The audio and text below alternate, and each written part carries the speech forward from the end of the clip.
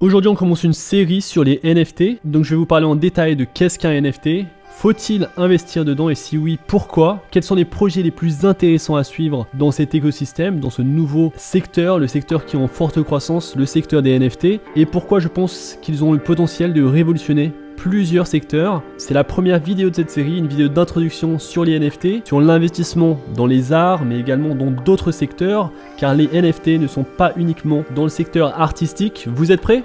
On est parti.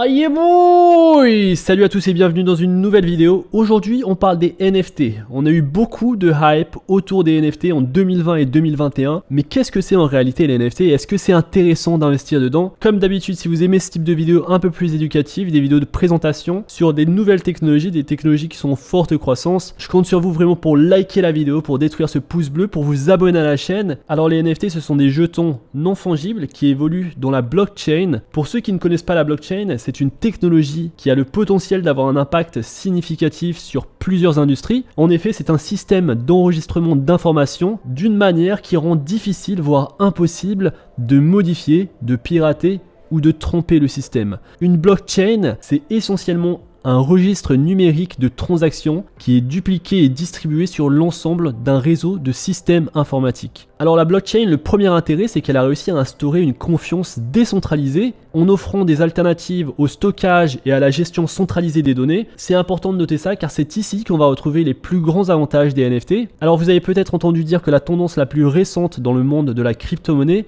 c'est l'achat et la vente des NFT, souvent pour des millions de dollars. On avait eu l'exemple sur les CryptoPunks qui s'étaient vendus à des millions de dollars. On avait eu l'exemple sur d'autres NFT. Mais alors, qu'est-ce que sont les NFT? Un NFT, c'est quoi? C'est un jeton non fongible. Ces dernières années, les NFT ont gagné en popularité. Ils sont maintenant utilisés dans un large éventail d'entreprises et d'industries. Ils sont connectés au marché des jeux et des objets de collection numériques. Ce sont les deux plus gros marchés des NFT actuellement. Alors, ils sont le plus souvent générés sur le réseau Ethereum et donc on les connaît avec l'appellation ERC 721, bien qu'il y a d'autres réseaux qui accueillent les NFT et des réseaux à forte croissance. D'ailleurs, je vous parlerai dans une prochaine vidéo, dans une autre vidéo, de deux protocoles à surveiller qui vont croître beaucoup sur les prochaines années car ils participent directement à la démocratisation des NFT. Les deux protocoles, vous pouvez d'ores et déjà investir dedans. Je vous les donne tout de suite, c'est le protocole Flow et le protocole Wax. On les verra plus en détail dans une prochaine vidéo. Et donc les NFT sont des jetons numériques qui peuvent être utilisés pour représenter la propriété d'éléments uniques. Ils nous permettent de tokeniser des articles tels que des cartes postales, des vidéos, des biens immobiliers et plein d'autres choses. Ils ne peuvent obtenir qu'un seul propriétaire officiel à la fois. Dans la plupart des cas, ils sont protégés par la blockchain, ce qui signifie que personne ne peut modifier l'enregistrement de propriété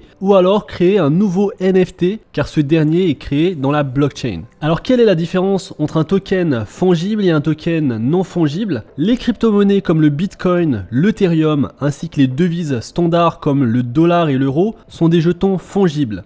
Les NFT sont des actifs uniques sans valeur équivalente aux autres NFT et donc on parle alors de jetons non fongibles. En d'autres termes, alors que 1 dollar est égal à 1 dollar, un NFT n'est pas égal à un autre NFT. La valeur d'un NFT est mesurée arbitrairement et on ne possède pas la même liquidité que sur les jetons fongibles. Investir dans les NFT, c'est comme investir dans les œuvres d'art. Elles sont uniques et une fois achetées, il est difficile de les revendre car il faudra chercher et trouver un acheteur. Et c'est important à noter car beaucoup choisissent d'investir dans les NFT, pensant devenir riches dans quelques années en vendant leurs précieux NFT, mais malheureusement c'est peu probable car si vous avez acheté un NFT qui n'a pas de réelle communauté autour, il peut être difficile de le revendre. A contrario, si vous investissez dans des NFT très solides, possédant de bons fondamentaux, car oui en effet, les NFT possèdent des fondamentaux que je vais développer dans une prochaine vidéo, mais juste à titre de curiosité et d'information pour ceux et celles qui connaissent déjà bien les NFT, on va parler de NFT on-chain et off-chain. Bien sûr, bien entendu, les NFT on-chain sont les NFT à privilégier, ceux qui vont vous rapporter le plus de valeur et donc les NFT à choisir lorsque vous allez choisir d'investir dans de tels actifs. Et donc si vous investissez dans de bons NFT, des NFT très solides, possédant des bons fondamentaux et une communauté autour, vous allez potentiellement voir la valeur du NFT augmenter au fil du temps. Cependant, et je dis ça comme ça, c'est vrai qu'on parle d'investissement, mais selon moi, acheter des NFT ne devrait pas être résumé à investir et faire des profits sur quelques années. Je pense qu'acheter des NFT peut être un achat en une seule fois pour se faire plaisir et donc sans rien attendre en retour, et si ce dernier prend de la valeur, alors c'est tant mieux. Alors pourquoi les NFT et pas autre chose? Pourquoi les NFT ont autant de succès? Le premier point, c'est la rareté. Le développeur d'un NFT est responsable de l'évaluation de la rareté de l'actif. Chaque NFT aura un identifiant unique, comme un code barre sur un billet moderne, et avec donc un seul propriétaire. La rareté prévue du NFT est importante et c'est au fabricant de la déterminer en sortant un nombre plus ou moins limité. Et donc un concepteur peut souhaiter de rendre chaque NFT entièrement spécial afin de générer une rareté. C'est ce que fait Avastar du groupe NFT42, un projet que je suis de très près et qui a beaucoup de potentiel je pense, car c'est un projet de NFT qui se développe sur du on-chain avec des propriétés sur différents NFT, des NFT qui sont randomisés, donc générés aléatoirement grâce à la technologie de Chainlink qui peut être utilisée sur le réseau Ethereum, et donc un concepteur peut souhaiter rendre chaque NFT unique et spécial,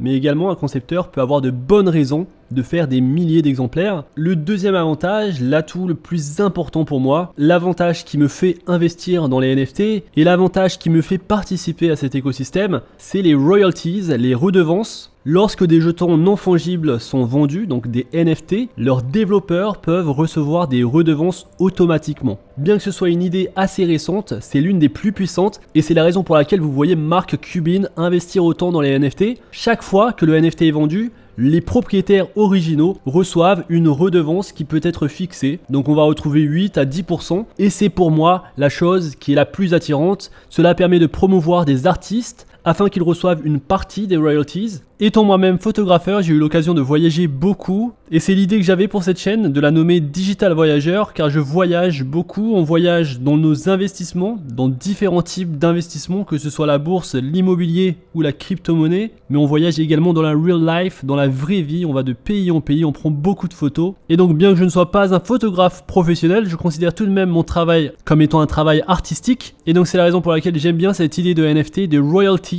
Dites-moi dans les commentaires si vous êtes aussi nombreux à être des artistes et s'il y en a beaucoup ou s'il y a des artistes intéressés à promouvoir leurs propres arts, on pourrait peut-être penser à développer une plateforme NFT pour promouvoir vos arts, vos designs. Alors à titre d'information, je travaille avec mon associé sur un projet NFT, un projet qui ne couvre pas cette chaîne YouTube et c'est un projet qui me prend beaucoup de temps.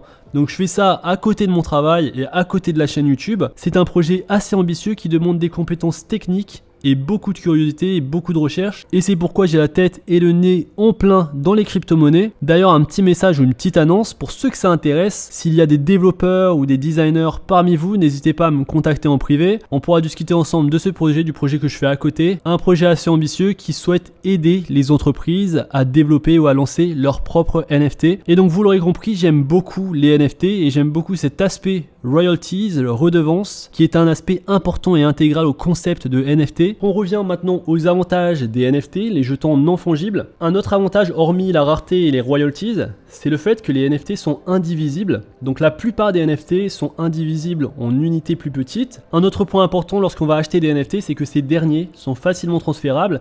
Ils sont dignes de confiance car ils sont utilisés dans les technologies blockchain et par conséquent vous êtes certain que votre NFT est correct car la contrefaçon est difficile pour un enregistrement décentralisé et permanent. Et dernièrement, c'est maintenir les droits de création et les droits de propriété. Donc on saura, celui qui a créé le NFT à l'origine, on saura qui c'est. Et bien sûr, celui qui possède le NFT ne peut pas modifier les données ultérieurement. Aujourd'hui, on retrouve beaucoup d'utilisation des jetons non fongibles.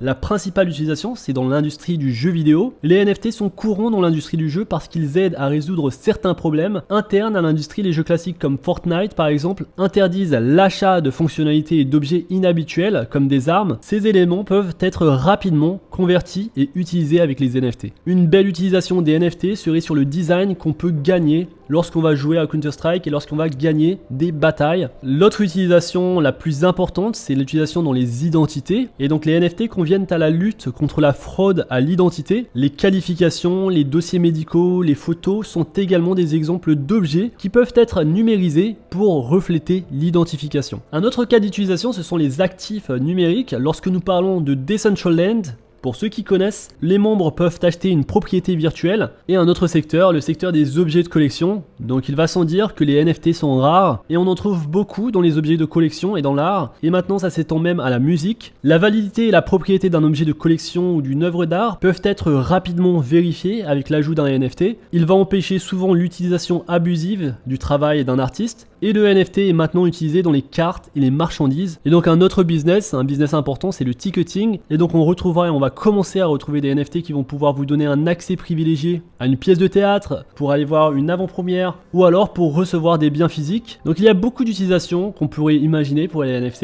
Il y a beaucoup de choses à se faire. Dans les prochaines vidéos, on parlera des problèmes et des défis des NFT. Que faut-il regarder dans un NFT pour en choisir un, pour choisir le bon qui peut potentiellement prendre de la valeur? On pourra parler des custodial wallets et les non-custodial wallets, donc si ça vous intéresse, comment transférer des NFT, sur quel portefeuille, comment les voir, comment les visualiser. Aujourd'hui, il y a beaucoup de plateformes qui vous permettent de mettre en avant vos NFT sur des showrooms. Et bien sûr, on parlera des choses qui viendront dans les commentaires. Donc n'hésitez pas à poster en commentaire ce que vous souhaitez voir et quelles questions avez-vous sur les NFT. Si ça vous intéresse de discuter avec moi de projets sur les NFT, n'hésitez pas à me contacter. S'il y a des artistes parmi vous, dites-le dans les commentaires, dites-le moi en privé. Et on pourra voir si on pourra lancer potentiellement une idée de NFT, une plateforme pour la communauté. Et voilà, c'est tout pour cette vidéo. J'espère qu'elle vous a plu. Si c'est le cas, n'hésitez pas à liker la vidéo, à vous abonner à la chaîne, à rejoindre le Discord qui est dans la description. On se retrouve très vite pour une prochaine vidéo.